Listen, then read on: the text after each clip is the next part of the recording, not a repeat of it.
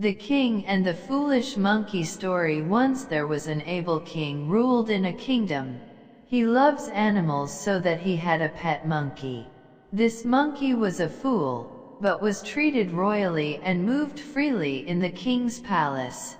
King was given all the freedom to the monkeys. He was also allowed to enter the king's personal rooms that were forbidden even for the servants. It was happy with the treat given by the king. One afternoon, the king was asleep, while the monkey kept watching to him. All of a sudden, a fly came in the room and sat on the king's chest.